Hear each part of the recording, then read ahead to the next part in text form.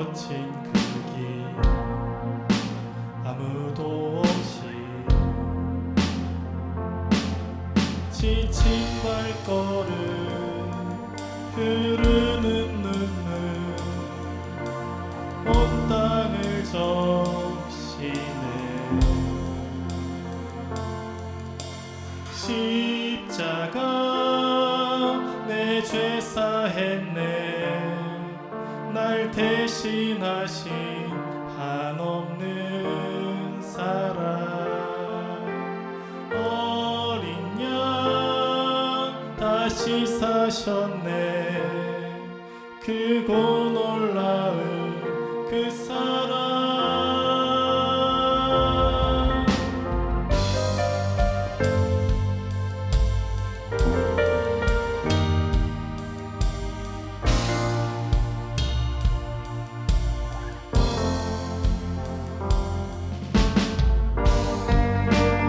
걷고 있네 높은 언덕 아무 말 없이 걷고 있네 거친 그 길 아무도 없이 지친 발걸음 흐르는 눈물 온 땅을 적시네 고통 당했네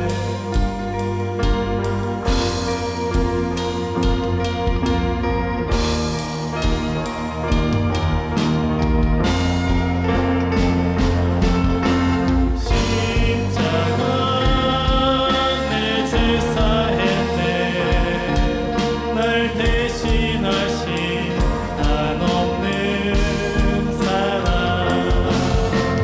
어린 양 다시 사셨네 크고 놀라운 그 사랑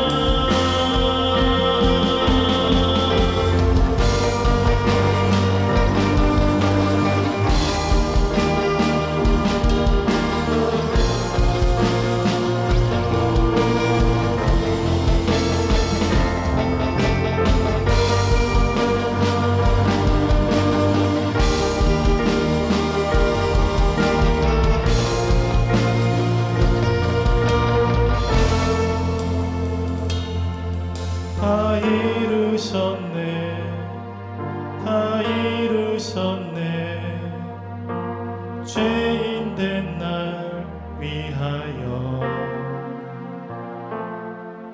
다 이루셨네 다 이루셨네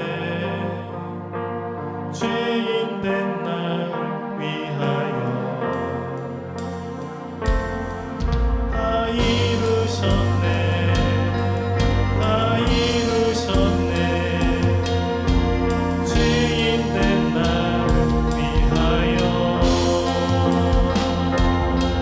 다 이루셨네 다 이루셨네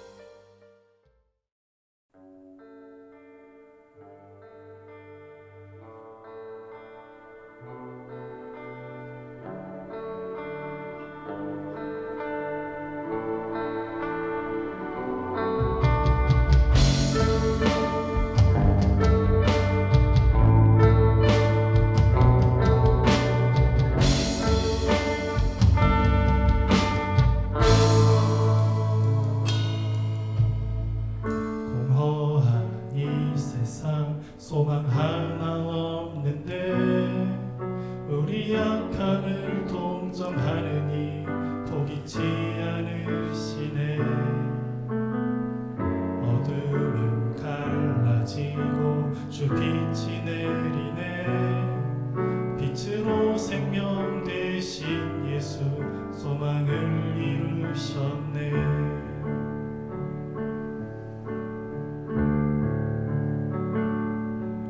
모든 찬양과 모든 영광을 받기 합당하신 주, 주의 보좌 앞에 모든이 꿇어 경배드리리. 온 하늘과 숨쉬는 모든 생명들아 소리쳐 아름답고 위대하신 주, 우리 주를 찬양해.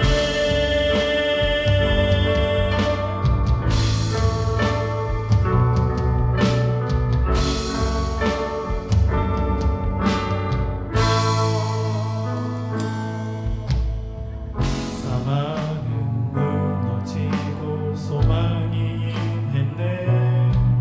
어둠의 권세 우리 주를 가두지 못하네. 주의 희생으로 우리들은 살아나 영원히 아버지 집에서 우리 찬양하겠네.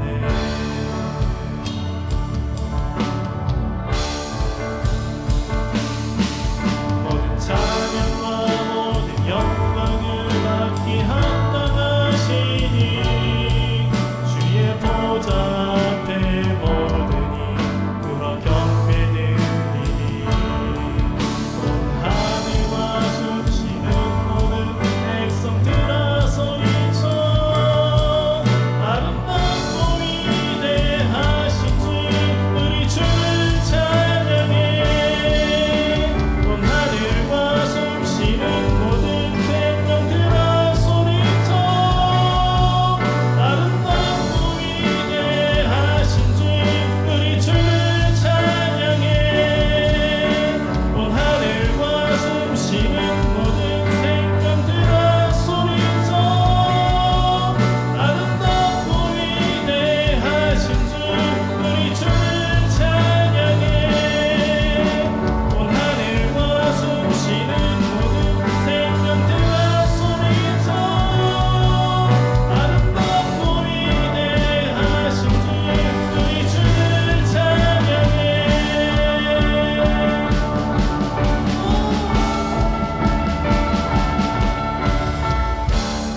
그때에 우리는 주 얼굴 보리니 우리 눈에 맺힌 눈물 그가 닦아주시리.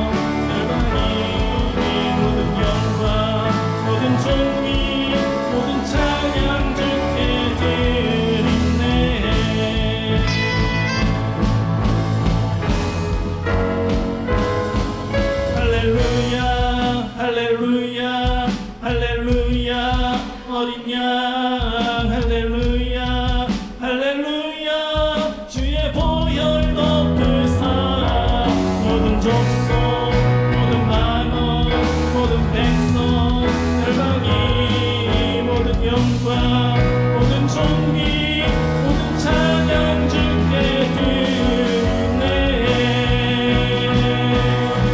할렐루야 할렐루야 할렐루야 어린 양 할렐루야 할렐루야 주의 보혈 덮으사 모든 족속 모든 방언 모든 백성 열방이 모든 영광 모든 존귀 모든 찬양 주께 드리네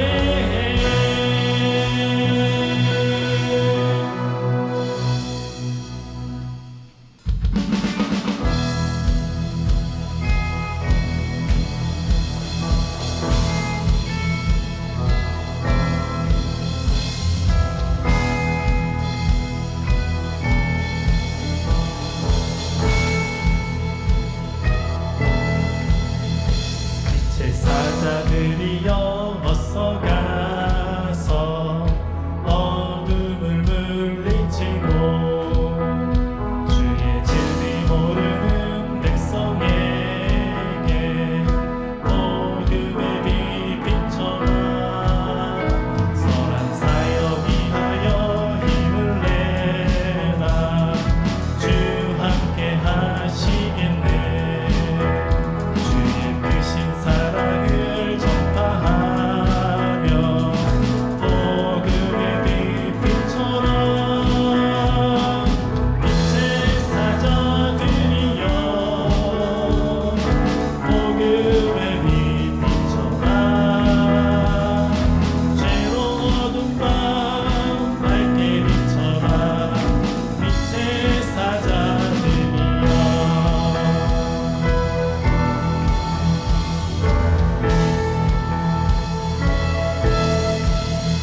주님 부탁하신 말 순종하여 이 진리 전파하고 사역 묻고 물 건너 힘을 다해 복음의 빛 비춰라 동서남북 어디나 땅끝까지 주님만 의지하고 어두워 못 보는 백성에게 복음의 빛 비춰라 빛의 사자들이여 복음의 빛 비춰라 죄로 어두운 밤 밝게 비춰라 빛의 사자들이여 빛의 사자들이여 복음의 빛 비춰라 죄로 어두운 밤 밝게 비춰라 빛의 사자들이여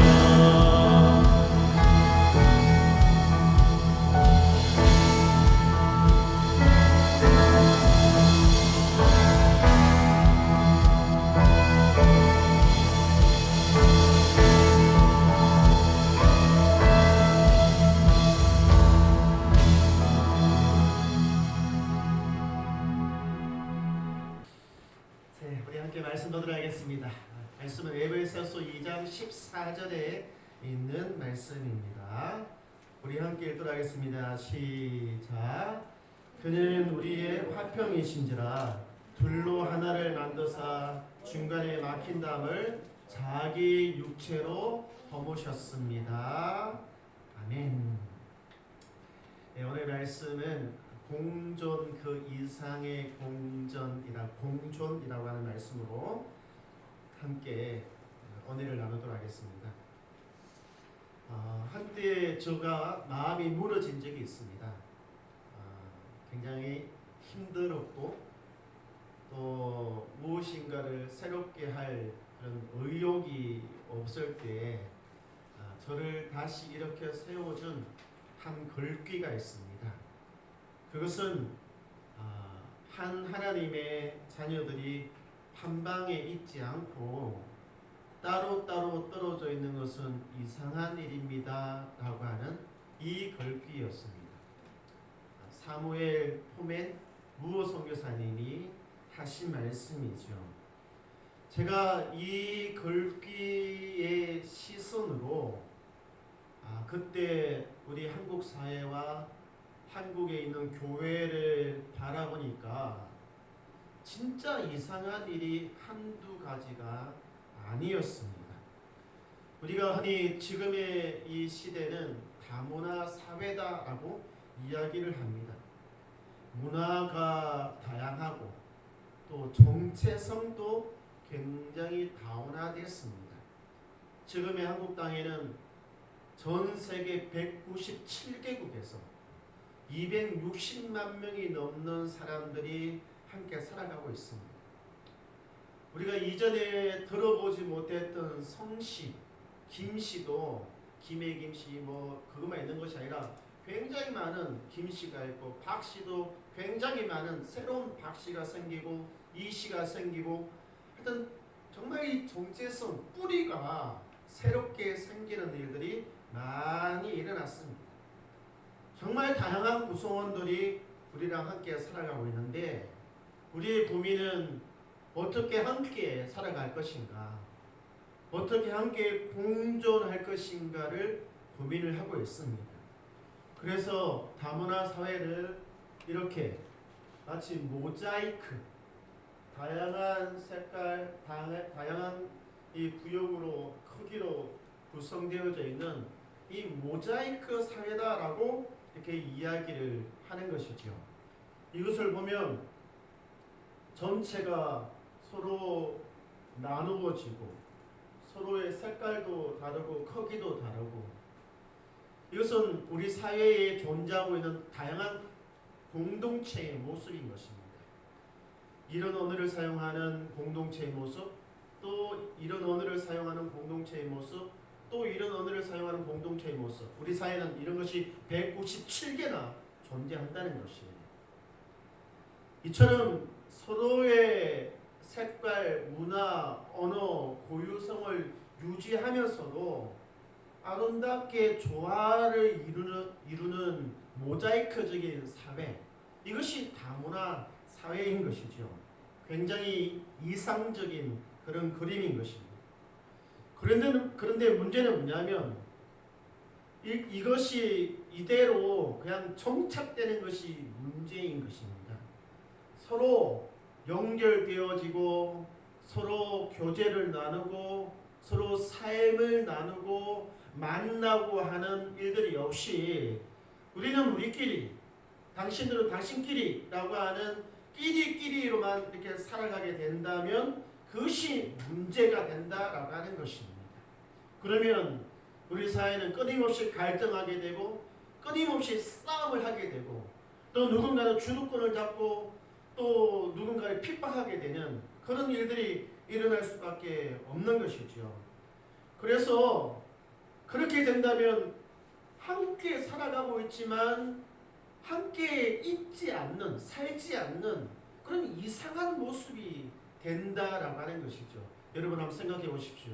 여러분 가정 가운데 부부가 살고 있는데 서로 말을 하지 않고 각 방에서 맨날 며칠 지내고 있다면 그 관계가 어떻겠습니까? 서먹서먹할 거잖아요. 이 모자이크 모형이 바로 그런 단점을 갖고 있다는 거예요. 그래서 베트남에서 오신 원거목 씨라고 동행의 대표이신 분이 이런 말을 했더라고요. 저는 굉장히 공감을 합니다. 이상하게 이 한국 사회는 다문화 센터, 그리고 이주 근로자 센터, 유학생 지원 센터라고 해서 이주민을 위한 그런 지원 센터를 따로 만들어 놨다는 거예요. 그래서 따로 만들어 놔서 행정적으로는 편리할지 모르겠지만 자기들이 느끼기에는 우리는 정상적인 한국인이 아닌 것처럼 사람들이 생각할 수 있겠다라고 하는 그런 이야기를 하더라고요. 저는 이 말이 우리 한국 사회를 깨뚫고 있는 말이라고 생각합니다. 서로 공존은 하고 있지만 서로 연결되지 않는 그런 사회 말이죠. 예수님 당시에도 그랬습니다. 예수님 당시에 예루살렘 성전을 보면 지금의 모자이크처럼 서로 구획이 나눠져 있습니다. 그래서 이방인들이 모이는 곳, 그리고 유대인들이 모이는 곳, 그래서 따로따로 이렇게 나눠져 있는 거예요. 문제는 뭐냐면 이렇게 따로따로 나눠져 있는 이곳을 서로 왔다 갈 수 있느냐? 그렇지가 못했다는 것입니다. 주류를 이루고 있는 유대인들이 머무는 공간을 비주류인 이방인들은 죽다 깨어나도 들어가지를 못하는 거예요. 죽다 깨어나도 못 들어가는 거예요. 심지어 요즘으로 치면 국적을 바꿔요. 국적을 바꾸어서 국적을 취득해요. 그래도 주류가 있는 그곳으로는 비주류인 사람들이 그곳으로 들어가지를 못하는 거예요. 늘 아웃사이드에 머물러 있는 삶을 살아갈 수밖에 없는 것이죠. 그래서 제도적인 차별이 존재했던 곳이 이 예루살렘 성전이었습니다. 여러분, 지금의 우리 사회는요, 이런 제도적인 차별이 존재하고 있습니다. 그래서 예수님께서 말씀을 하셨습니다. 내 집은 만민이 기도하는 집이다. 무슨 말입니까? 모든 사람들이 와서 기도할 수 있는 집인데 왜 이렇게 만들어놨냐? 너희들만 편하게 기도하고 저 사람들은 시장 바닷가 같은 곳에서 제대로 기도할 수 없게끔 왜 이렇게 만들어놨냐? 라고 호통을 치셨습니다. 그러시면서 예수님께서 뭐라고 말씀하셨느냐? 이 성전을 허물러라! 이 성전을 무너뜨리라고 말씀하셨습니다. 그리고 다시 내가 3일 만에 성전을 세우겠다라고 말씀을 하셨던 것이죠. 3일 만에 세운다는 것은 그분이 죽으시고 부활하셔서 새로운 공동체를 세우겠다라고 하는 말씀인 것이죠. 여러분, 그것이 무엇입니까? 그것이 오늘날의 교회인 것입니다. 교회 공동체. 이것을 무너뜨리고 새롭게 만들어진 것이 교회 공동체인 것이죠. 교회라고 하는 것은 이처럼 벽을 허물고 넘을 수 없는 한계를 넘어뜨리는 곳이 바로 교회인 것입니다. 그래서 에베소서 2장 14절에서는 예수님께서 뭐라고 말씀하셨습니까? 예수님은 우리의 화평이다라고 하는 것입니다. 화평, 분열과 갈등이 아니라 그분은 우리를 화평하게 하시는 분이다라고 말씀하고 있습니다. 둘로 하나를 만드사. 이때 둘이라고 하는 것은 누구를 의미하는 것입니까? 예수님 당시에는 유대인을 이야기하고 있습니다. 그리고 이방인을 이야기하고 있습니다. 유대인과 이방인이 건들 수 없는 벽이 있었습니다. 막힌 담이 있었습니다. 근데 그 담을 무엇으로요? 예수님의 육체로, 그분의 죽음으로 허무셨다라고 말씀하고 있습니다. 여러분, 교회라고 하는 것이 단순하게 생긴 것이 아닙니다. 교회는 예수님이 목숨을 걸고 새로 만든 공동체인 것입니다. 할렐루야! 이 새로 만든 공동체, 이것은 에베소서 2장 22절에서는 함께 지어져 가는 교회라고 이야기를 하는 거예요. 함께 지어져 가는 교회. 누구만 모여서 누구만 만드는 것이 아니라 우리 모두가 함께 지어져 간다는 것입니다.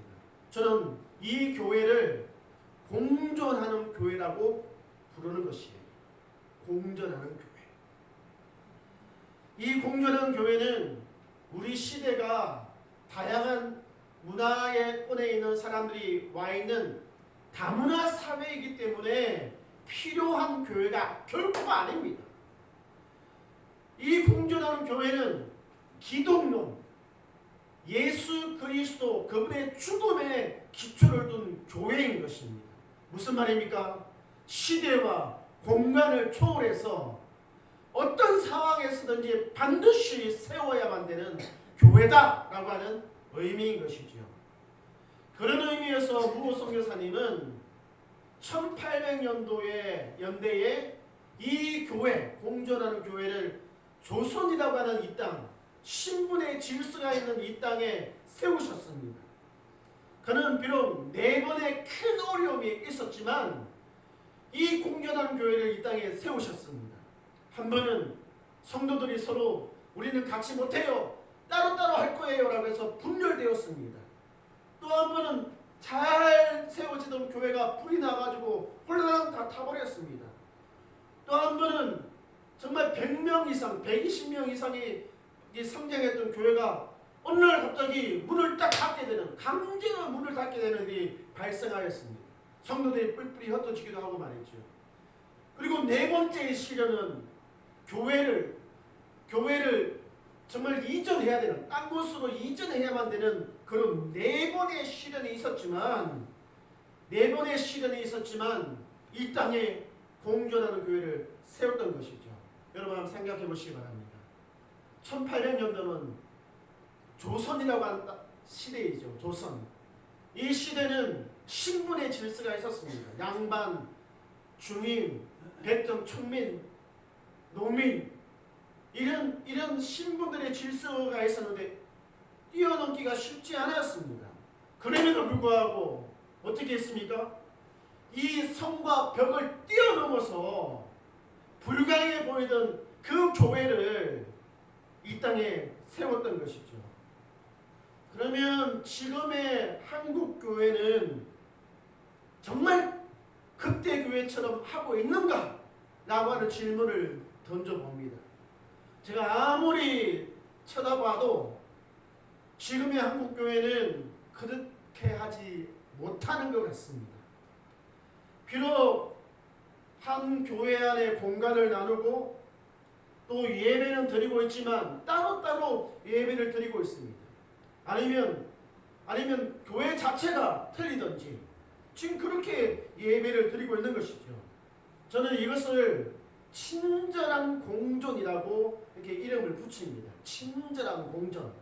그러니까 우리가 사용하고 있는 건물에 당신들이 시간도 또 공간도 달리해서 그냥 사용하세요.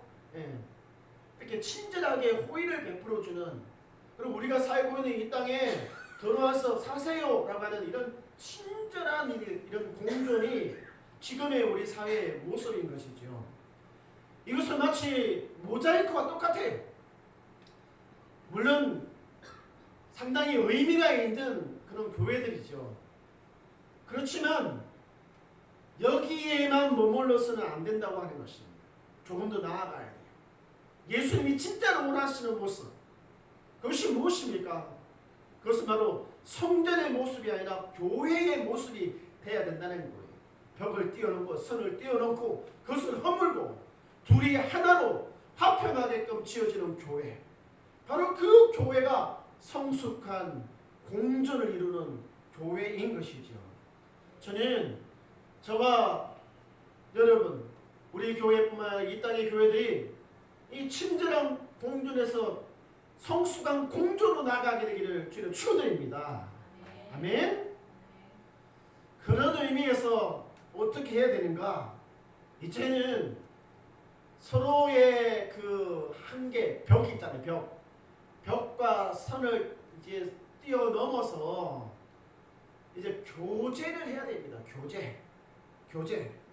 서로를 형제, 자매라고 부르는 그런 진정한 교제가 교회뿐만 아니라 우리 사회에서도 일어나야 된다는 거예요. 우리 지난 시간에 아델포스라고 하는 말을 사용했잖아요. 평등의 언어 말이죠. 평등의 언어. 그리고 인격적인 교제 말이죠. 교제. 생각을 나누고 아픔을 나누고 삶을 나누는 그런 삶을 이제 살아가야 된다라고 하는 것이죠. 누구랑요? 이 땅에 살고 있는 다양한 문화권의 사람들과. 누구랑요? 우리 교회 안에 들어와 있는 우리 다른 문화를 가진 성도들과. 할렐루야. 꼭 그렇게 되시기를 바랍니다. 이제 세 번째가 뭡니까? 선의의 경쟁자가 되어야 된다는 거예요. 라이벌 말이죠. 이것이 무슨 말이냐면 로마서 11장 11절과 12절에 있는 말씀에 보면 이런 기록이 있습니다. 유대인들이 넘어져요. 유대인들이 넘어지니까 이방인들이 일어나요. 이게 무슨 말입니까? 당시 로마 교회는 이방인 그리스도인과 유대인 그리스도인이 있었는데 이 둘의 관계를 로마서 11장 11절과 12절에서 말씀하고 있다는 거예요. 유대인 그리스도인들이 넘어진 자리에 이방인 그리스도인들이 일어나서 교회를 세워요. 그랬더니 야 우리가 옛날에 그렇게 했던 건데 저 사람들 또 하고 있네. 야 이러면 안 되겠다. 우리가 더 열심히로 교회를 세워야 되겠다. 라고 해서 이번에는 넘어진 유대인 그리스도인이 일어나가지고 함께 교회를 만들어 가는 거예요. 저는 이것을 쇼트트랙에 비유를 하는 거예요. 이게 뭡니까? 이 바퀴를 한 바퀴 두 바퀴 이렇게 트랙을 돌잖아요. 그러면 한 번 돌고 난 다음에 밀어주고 또 돌고 난 다음에 밀어주고 또 돌고 난 다음에 서로 밀어주면서 경주를 마치는 거잖아요. 그죠? 서로 밀어주는 거예요. 서로 당겨주기도 하고 밀어주기도 하고 넘어지면 다시금 이렇게 세워주고 말이죠. 누가 못하면 그 다음 사람이 또 열심히 뛰어서 또 만회하기도 하고 말이죠. 그런 둘 사이의 관계가 서로 한 사람은 죽고 한 사람은 사는 관계가 아니라 서로 힘을 합쳐서 교회를 세워야 되는 선의의 경쟁자 관계를 이야기하고 있는 것입니다. 여러분의 가정을 생각해 보십시오. 만약에 누가 죽고 누가 산다면 그것이 올바른 가정입니까? 그럴 수 없잖아요. 둘 다 힘을 합쳐서 가정을 세워야 됩니다. 교회는 어떻습니까? 교회는 누가 잘 되고 누가 못 되면 그것이 올바른 것입니까? 그렇지 않잖아요. 둘 다 잘 되도록 힘을 합치고 머리를 싸매고 그렇게 막 있는 일 없는 일 짜내면서 가야만 되는 것이잖아요. 선의의 경쟁자가 되시기를, 우리 교회가 그런 서로의 경쟁자가 되시기를 주의로 축원드립니다. 할렐루야.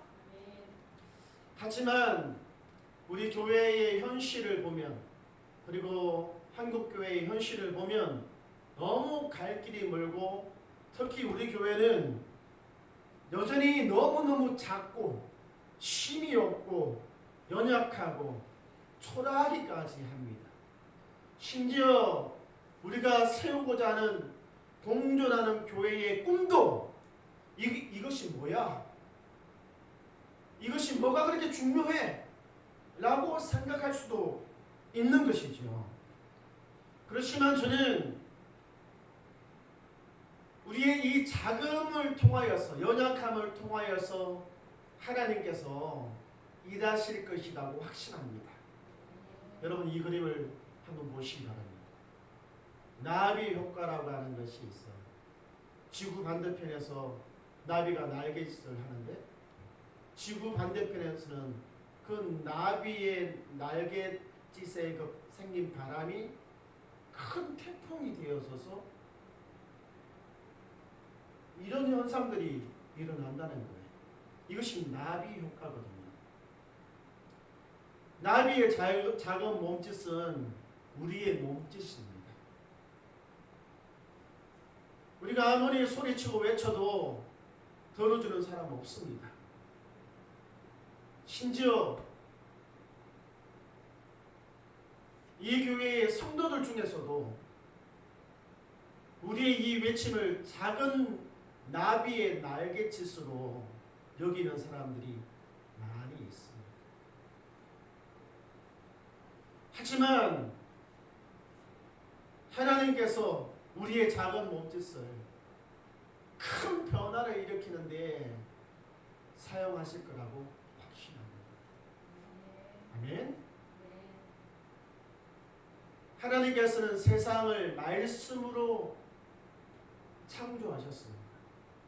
하지만 교회 공동체, 가정 공동체는 말씀으로 창조하지 않으셨습니다. 특히 교회는 사람 그리고 그의 역사, 히스토리 그리고 예수님의 죽음을 통하여서 교회가 세워졌어요. 그러니까 재료가 있어야만이 교회가 세워질 수 있다는 것을 이야기하는 거예요. 뭐가 있어야만이 세워진다는 거예요.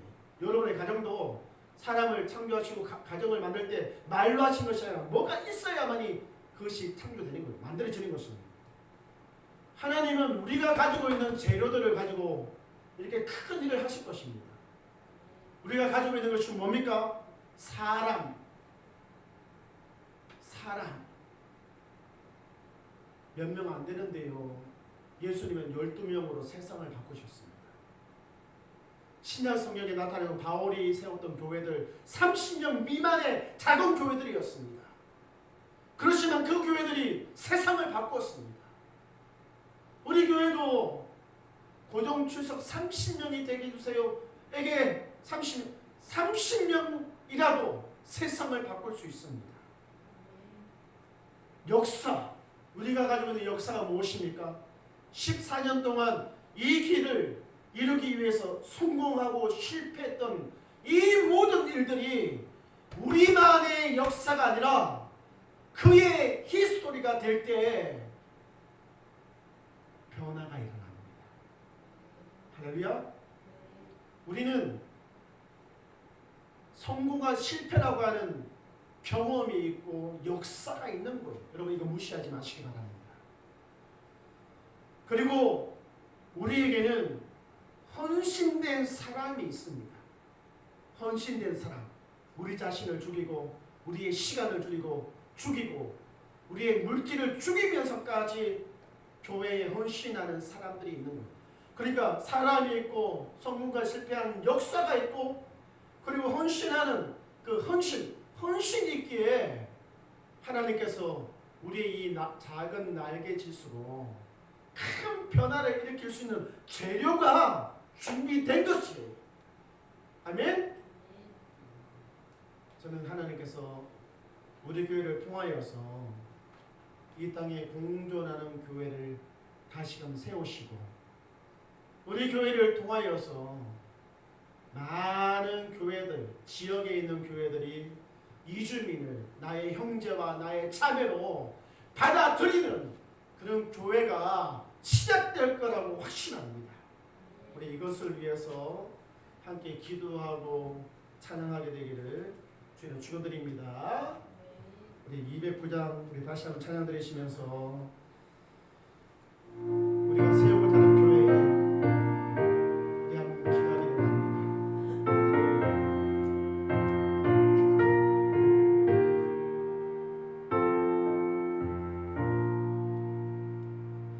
이 세상 금과 실망으로 혼란 치고 마느라 나병이 쉬게 될 곳은 주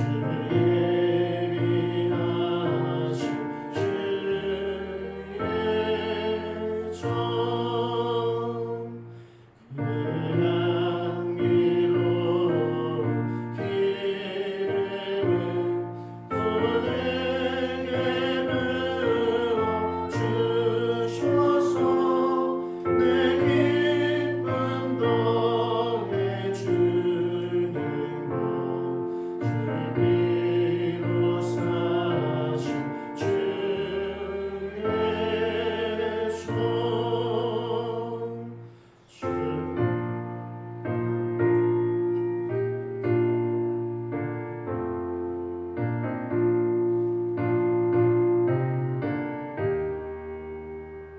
우리 3절입니다. 주 믿는 형제 자매들 그 몸에 떠나 이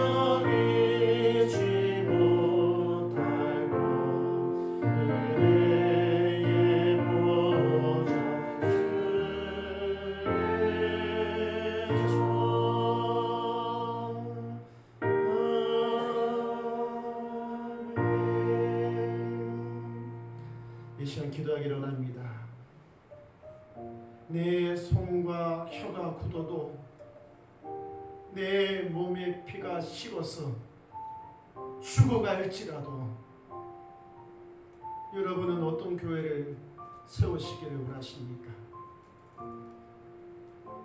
내 생명을 바쳐서,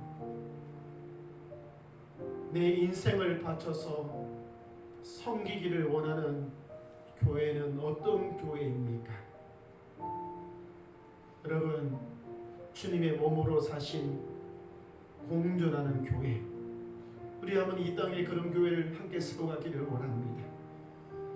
비록 지금은 현실적인 벽이 너무나 높아서 가늠이 뛰어넘을 수 없는 것처럼, 불가능해 보이는 것처럼 보이지만 이미 변화는 시작되어졌습니다. 우리를 통하여서 시작되어졌습니다. 하나님께서 우리를 통하여, 이 교회를 통하여 이 땅에 공존하는 교회를 세워나가게 되기를 함께 기도하기를 원합니다. 우리 교회가 공존하는 교회가 되기를, 이 땅에 많은 교회들이 공존하는 교회가 되기를, 내가 그런 교회를 목숨 바쳐 세워가겠노라고 우리 주여 한번 부르시며 기도하도록 하겠습니다. 주여! 살아계신 하나님 감사합니다. 우리가 어떤 교회를 세워야 되는지 분명하게 알려주셔서 감사합니다. 지금은 많이 모자라고 부족합니다. 하지만 우리가 꿈을 가지고 헤브론으로 올라온 이 장소에서 하나씩 하나씩 만들어가고 채워가서 마침내 우리를 통하여 주의 꿈이 이루어지게 하소서. 당신이 사랑하는 자녀들, 그 가정도 성숙한 공존이 필요합니다. 이제 서로의 한계를 뛰어넘고 인격적인 교제를 나누며 두 사람이 힘을 합쳐요 아름다운 가정, 성숙한 가정을 이루게 하여 주시옵소서. 이제는 우리 주 예수 그리스도의 그 크신 은혜와 하나님 아버지의 놀라우신 사랑과 성령 하나님의 감화 감동 교통하심이 성숙한 공존을 꿈꾸는 교회와 성도의 가정 위에 이제로부터 영원토록 함께 있을지어다. 아멘.